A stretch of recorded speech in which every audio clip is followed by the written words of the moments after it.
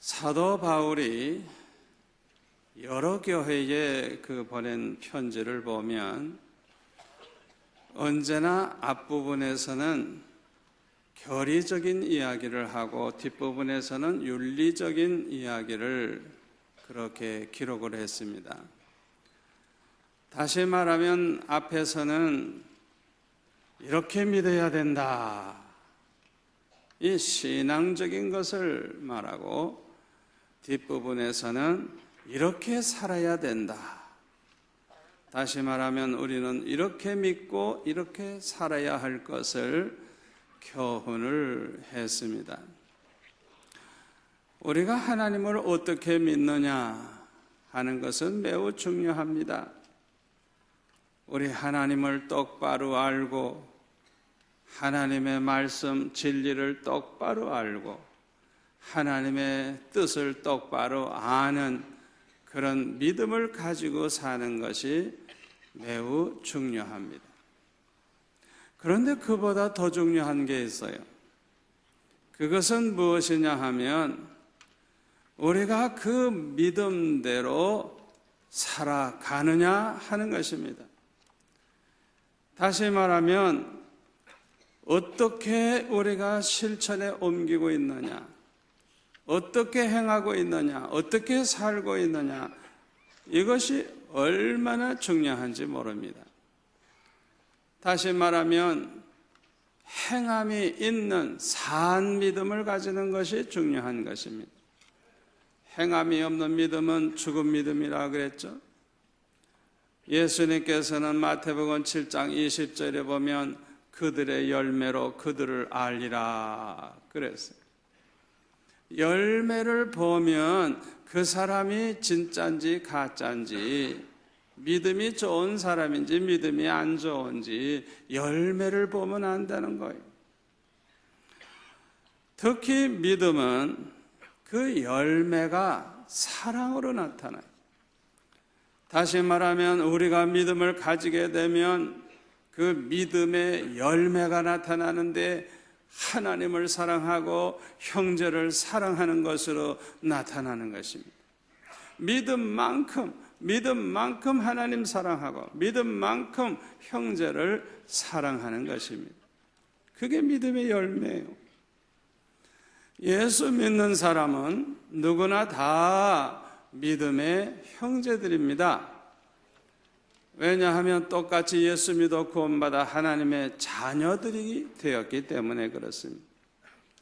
예수 믿는 사람들은 장차 천국에 가서 영원히 하나님 아버지를 모시고 사는 그런 복을 받은 믿음의 형제들입니다.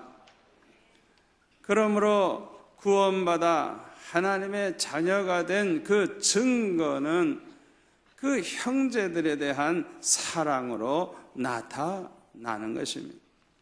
그래서 요한일서 3장 10절에 보면은 하나님의 자녀와 마귀의 자녀들이 나타나나니 구별할 수 있도록 그 증거가 나타나는데 어떻게 나타나느냐? 하나님의 자녀는 형제를 사랑하고 형제들에게 불의한 짓을 하지 않는다는 거예요. 그러나 마귀의 자녀, 마귀에게 속한 자의 특징이 뭐냐? 형제를 사랑하지 않고 불의한 짓을 한다는 거예요. 그 행동을 보면 그 사람이 하나님의 자녀인지 마귀의 자녀인지 알 수 있다는 거예요. 가인은 악한 사람이었습니다. 형제를 사랑하지 않고 오히려 미워하고 죽이는 살인자였어요. 똑같이 하나님 앞에 제사는 지냈지만은 그러나 그 행실을 보면 이 가인은 아주 악한 인간으로서 살인을 했어요. 성경은 그를 가리켜서 마귀의 자녀라고 분명히 말씀합니다. 우리가 참으로 이 형제를 사랑한다고 하는 것이 얼마나 중요한지 몰라. 요한일서 3장 14절에 보니까 우리는 형제를 사랑함으로 사망에서 옮겨 생명으로 들어간 줄 알거니와 사랑하지 아니하는 자는 사망에 머물러 있느니라. 그 형제를 미워하는 자마다 살인하는 자니 살인하는 자마다 영생이 그 속에 거하지 아니하는 것을 너희가 아는 바라. 그랬어요. 우리가 형제를 사랑하는 것은 하고 싶으면 하고 하기 싫으면 안 해도 되는 거 아니에요. 선택사항이 아니에요. 하나님의 자녀는 반드시 형제를 사랑하게 되어 있고 사랑할 의무가 있는 것입니다. 형제 사랑은 필수인 것입니다. 마태복음 5장 44절에 보면 예수님께서는 원수까지라도 사랑하라 그랬어요. 원수. 또 너희를 핍박하는 자를 위해 기도하라 그랬어요. 자꾸 괴롭히는 인간, 그 못된 인간, 그를 위해 기도하라는 거예요. 자꾸 괴롭히니까 사랑할 수가 없잖아요. 그래서 기도하라고. 얼마나 기도해야 될까요? 사랑할 마음이 생길 때까지 기도하라는 거예요. 그래서 그를 용서하고 원수라도 사랑하라는 거예요. 그게 예수님 말씀이에요. 아멘. 그런데 데살로니가 교회 성도들은 이 형제 사랑을 실천하는 교회였습니다. 그래서 사도 바울은 9절에 보면 형제 사랑에 관하여는 너에게 쓸 것이 없으면 너희들 자신이 하나님의 가르치심을 받아 서로 사랑함이라.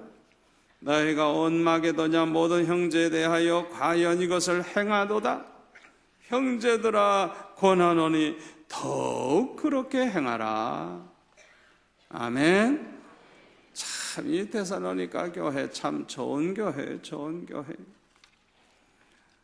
그렇게 형제 사랑을 실천하고 있었어요. 온 마게도냐 모든 믿음의 형제들에게 사랑을 행하는 그런 교회. 얼마나 좋은 교회입니까? 여러분, 사랑 많은 교회가 행복한 교회가 되는 줄 믿습니다. 이렇게 사랑이 있는 교회는 산 믿음의 교회, 성령 충만한 열매가 있는 교회예요. 아멘. 사도행전 2장에 보면은 성령 충만한 은혜를 받은 예루살렘 그 교회가 얼마나 사랑이 많았는가를 우리는 알 수가 있습니다. 사도행전 2장 44절에 보면은 믿는 사람이 다 함께 있어 모든 물건을 서로 통용하고 또 재산과 소유를 팔아 각 사람의 필요를 따라 나누어 주며 날마다 마음을 같이하여 성전에 모이기로 힘쓰고 집에서 떡을 떼며 기쁨과 순전한 마음으로 음식을 먹고 하나님을 찬미하며 또 온 백성에게 칭송을 받으니 주께서 구원받는 사람을 날마다 더하게 하시니라 그랬어요. 또 사도행전 4장 32절에 보면 믿는 무리가 한 마음과 한 뜻이 되어 모든 물건을 서로 통용하고 자기 재물을 조금이라도 자기 것이라 하는 이가 하나도 없더라. 34절에 보니까 그 중에 가난한 사람이 없으니 이는 밭과 집 있는 자는 팔아 그 판 것의 값을 가져다가 사도들의 발 앞에 두매 그들이 각 사람의 필요를 따라 나누어 줍니다. 그래서 그야말로 천국과 같은 교회, 천국과 같은 교회. 이 부부지간에도요, 웬만큼 사랑해가지고는요, 네 건 내 거 없이 살 수가 없어요. 저도 그랬으니까요. 저도 옛날에는 말로는 사랑한다 그러고 마음으로는 사랑한다고 하지만은 뭐 다 줄 것 같으면서도 항상 내 호주머니에 있는 건 내 거예요. 요건 그래가지고 쇼핑하러 가면 우리 집 사람 거 사면 자기가 내고 내 거 사면 내가 내고 철저하게 구분하고 살았어요. 그러다가 돈 떨어지면 또 꼬달래요.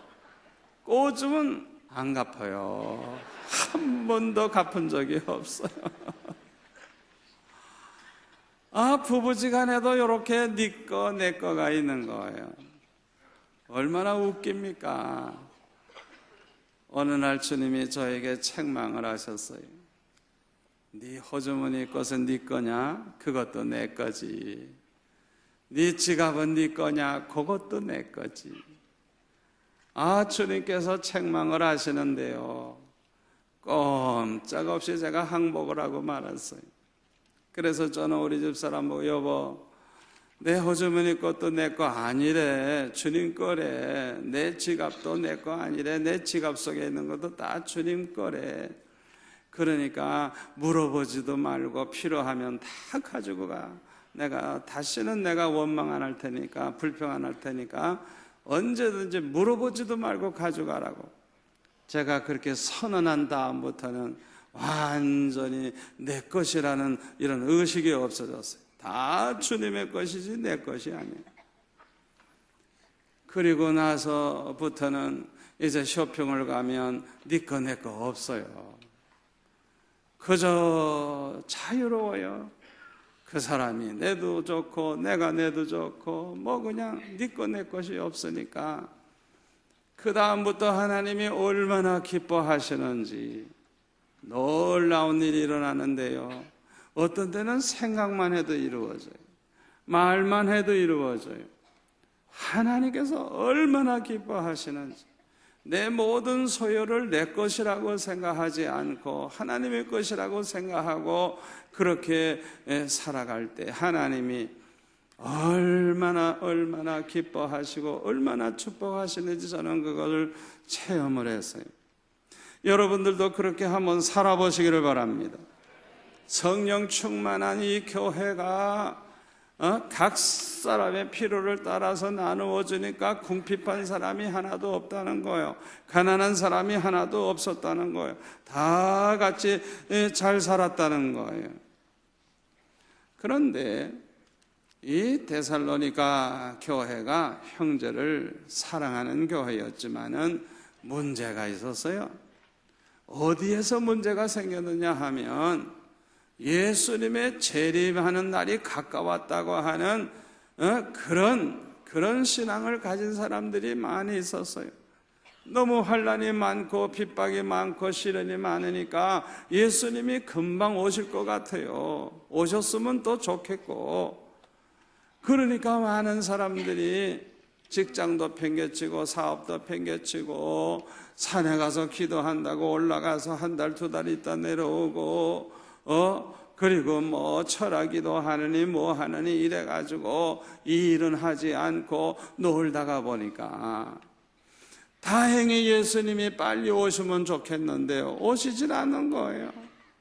그러다가 보니까 재산 다 없어지고 먹을 게 없으니까 어떻게 해요?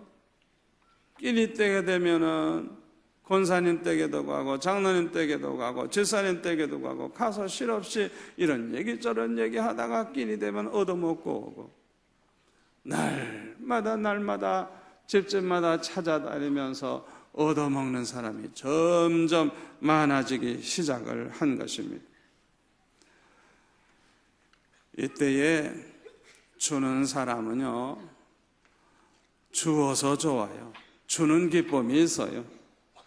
그러나 받는 사람은 받기만 하다가 보니까 거지건성이 생기는 거예요. 그래서 나중에는 그저 당연히 받을 것을 받는 줄 알게 된 것입니다. 여러분 잘 들으세요. 사랑이라고 하는 것은요, 주고받아야 돼요. 주고받아야 돼요. 아멘. 사람마다 차이가 있기는 합니다만은 아무튼 사랑이라고 하는 것은 서로 주고받을 때 사랑이 점점 더 커지는 거예요. 아멘. 그리고 서로 좋은 관계가 이루어집니다. 그러나 사랑을 받으려고만 해. 줄 줄은 몰라. 그냥 성도들로부터도 사랑받고 그냥 가족들로부터도 사랑받고 뭘 받으려고만 하는 사람이 이게 문제예요. 여러분 생각해 보세요. 자꾸 자기 사랑해달라고 그래 보세요. 얼마나 부담스러워요. 그러니까 문제가 생기는 거예요. 특히 사랑을 받으려고만 하는 사람은요, 처음에는 은혜로 받지만은 계속 받으려고만 하면은 누가 그걸 다 충족시켜 줍니까? 충족시켜 줄 수가 없어요. 그러니까 불만이 생기는 거예요. 뭐 사랑이 있느니 없느니 뭐 이러고 원망 불평을 하고 그러다가 보니까 더 밉상을 받지. 마음은 지옥이 되는 거예요. 저와 여러분은 항상 받으려고 하기보다는 주려고 하는 성도가 되시기를 바랍니다. 이유는 주는 자가 받는 자보다 복이 있기 때문인 것입니다. 여러분, 밤낮 주면서 사는 사람 손해볼 것 같죠? 그렇지 않아요. 주면서 사는 사람이 망할 것 같죠? 천만에요. 누가복음 6장 38절에 보면 예수님 뭐라 그랬어요? 주라! 그리하면 너에게 줄 것이니 후히 떼어 누르고 흔들어 넘치도록 하여 너에게 안겨주리라. 아멘. 예수님 말씀이에요. 예수님 말씀이에요. 주면서 사는 사람 되라는 거예요. 주면서 사는 사람. 주면서 사는 사람이 망할 것 같고 손해볼 것 같지만 그렇지 않아요. 주면서 사는 사람에게 대해서는 하나님께서 몇 배로 그냥 안겨주시겠다고 약속을 했어요. 이렇게 데살로니가 교회에는 일하지 않고 집집마다 찾아다니면서 얻어먹고 사랑을 받으려고 하는 사람이 있었기 때문에 사도 바울은 오늘 본문 11절에 보니까 이렇게 권면을 합니다. 조용히 자기 일을 하라. 조용히 그랬어요. 일하는 사람들은 되게 말이 많죠. 자기 자랑을 많이 하게 돼요. 내가 이것도 했고 내가 이것도 했고 저것도 내가 한 거야. 그냥 자기도 모르는 사이에 이렇게 나팔을 불게 되는 것입니다. 이런 사람들에게 예수님은 마태복음 6장에 보면 이렇게 말씀하십니다. 사람에게 보이려고 그들 앞에서 너의 의를 행하지 않도록 주의하라. 그리하지 아니하면 하늘에 계신 너희 아버지께 상을 받지 못하느니라. 그러므로 구제할 때에 외식하는 자가 사람에게서 영광을 받으려고 회당과 거리에서 하는 것 같이 너희 앞에 나팔을 불지 말라. 진실로 너에게 이르노니 그들은 자기 상을 이미 받았느니라. 너는 구제할 때에 오른손이 하는 것을 왼손이 모르게 하여 내 구제함을 은밀하게 하라. 은밀한 중에 보시는 너의 아버지께서 갚으시리라. 아멘. 조용히 일해야 됩니다. 은밀하게 해야 돼요. 은밀하게. 하나님만 아시면 됩니다. 사람 앞에 떠들며 일해서는 안 돼요. 두 번째로는 자기 일을 하라. 자기 일을 하라고. 자기 일을 하라고. 데살로니가 후서 3장 12절에 보면 조용히 일하여 자기 양식을 먹으라 그랬어요.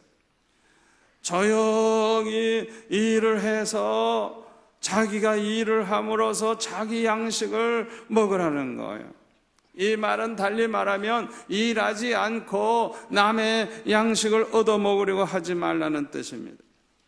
탈무드에 보면요, 자녀에게 스스로 벌어먹는 법을 가르쳐주지 않는 것은 도적질을 가르치는 것과 같다 그랬어요. 아주 매우 중요한 말씀이에요. 자기가 벌어먹고 살 수 있도록 자식들을 가르쳐 놔야 바르게 살 수 있지. 그걸 안 가르쳐주면 도둑질밖에 할 게 뭐 있느냐 이게. 얼마나 중요한 말씀이에요. 사람은 누구나 자기가 벌지 못하면 자연히 남이 번 것을 먹게 됩니다. 사람은 누구나 땀 흘리면서 일해서 먹고 살아야 할 줄로 믿습니다. 그런데 땀 흘리지 아니하고 일하지 아니하고 먹고 살려고 하는 그런 사람들이 있는데 이 사람들이 바로 불안당해요. 이런 사람들이 도둑놈들이에요. 데살로니가 후서 3장 10절에 보면 누구든지 일하기 싫어하거든 먹지도 말게 하라 그랬어요. 먹지도 말게 하라. 안 먹으면 죽는 거죠. 일하기 싫어하는 사람은 먹지도 말게 하라. 얼마나 중요한 말씀인지 몰라요. 사람은 누구나 자기의 일을 책임지고 해야 할 줄로 믿습니다. 아무리 작은 일이라도 충성하는 저와 여러분이 되시기를 바랍니다. 1947년 그 미국의 시카고 근교에 있는 위스콘신주에 있는 천체 연구소에서 근무하고 있던 유명한 과학자가 있었어요. 그는 천체 물리학자로서 챈드리스카 박사입니다. 이 박사님에게 시카고 대학으로부터 전화가 왔어요. 이번 겨울 방학 동안에 특별히 이 대학에 와서, 자기 대학에 와서 고급 물리학에 관한 특별 강의를 좀 해달라는 부탁이 왔습니다. 그때 K 승낙을 했어요. 그러겠다고. 그런데 몇 주 지나가지고 전화가 또 왔어요. 아무래도 그 강의는 취소해야 될 것 같다고.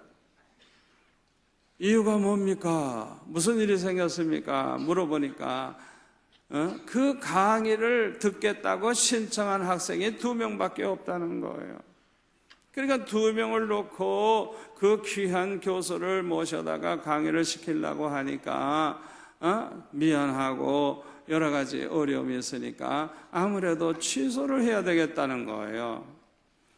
그래서 이 챈드리스카 이 박사님은 이제 질문하기를, 나는 학생이 적고 많고 나는 상관없습니다. 다만 그 2 학생이 어떤 학생이죠? 물어보니까 학교에서 중국계 미국 학생이라고 대답을 했어요. 그래서 이 챈드리스카 박사님은 강의를 하겠다고 수락을 했습니다. 시카고의 겨울은 굉장히 춥습니다. 얼마나 추운지 몰라요. 그런데 그 겨울방학 동안에 2시간이나 차를 몰고 눈보라치는 그 눈이 쌓여져 있는 그 미끄러운 길, 위험한 길을 오고 가면서 2 학생을 놓고 강의를 열심히 했어요. 10년이 지난 후에 어떤 일이 일어났느냐? 이 2 학생이 모두가 다 노벨 물리학상을 받게 됐어요. 노벨상을 받게 된 거예요.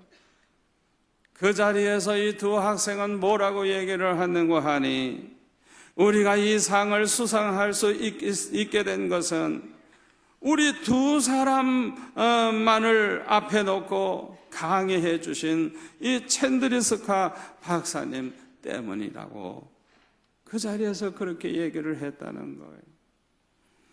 우리 예수 믿는 성도들은 언제나 자기의 일에 크든지 작든지 충성하는 그런 성도들이 되어야 할 줄로 믿습니다. 3 번째로는 너의 손으로 일하기를 힘쓰라 그랬어요. 사도 바울은 하나님의 일을 하면서도 성도들에게 폐를 끼치지 않기 위해서 자기 손으로 일을 했습니다. 데살로니가전서 2장 9절에 보면 밤낮으로 일하면서 너희에게 하나님의 복음을 전했다고 그렇게 기록하고 있어요. 사도 바울은 천막을 치는 일을 하면서 그렇게 살았어요. 예수님도 30세가 될 때까지 목수일을 하셨어요. 잠언 31장 19절에 보면은 현숙한 여인에 대해서 이렇게 말했습니다. 손으로 손뭉치를 들고 손가락으로 가락을 잡으며. 여기 나오는 현숙한 여인은 굉장히 부잣집 마나님입니다. 그런데도 손으로 손뭉치를 들고 손가락으로 가락을 잡으며 계속 그렇게 일을 했다고 하는 것입니다. 어떤 마을에 구두수선하는 노인이 있었는데, 이 노인은 공부도 별로 하지 못했고 재산도, 가지고 있는 재산도 별로 없었어요. 그러나 누가 찾아오든지 미소를 지으면서 아주 친절하게 그 구두를 수선을 해줬어요. 정성을 다해 구두 수선을 잘 해줬어요. 소문이 났습니다. 사람들이 점점 많이 오니까 돈을 벌어가지고 이제는 제대로 가게를 하나 차리고 구두를 파는 그런 이제 구두방을 차리고 이제 이 할아버지가 이제 구두를 만들어 팔게 됐어요. 그런데 점점 더 잘 되는 거예요. 소문이 나가지고 더 잘 돼가지고 이 할아버지가 부자가 됐어요. 그 주위에 있는 사람들이 찾아와가지고 할아버지 성공의 비결이 뭡니까? 이런 질문을 하기도 하고 또 이제는 좀 이제 돈 버셨으니까 뭐 일일이 그걸 뭐 만드시느냐고 사람을 고용해서 좀 이렇게 만들어도 되지 않겠느냐고 그렇게 말을 했어요.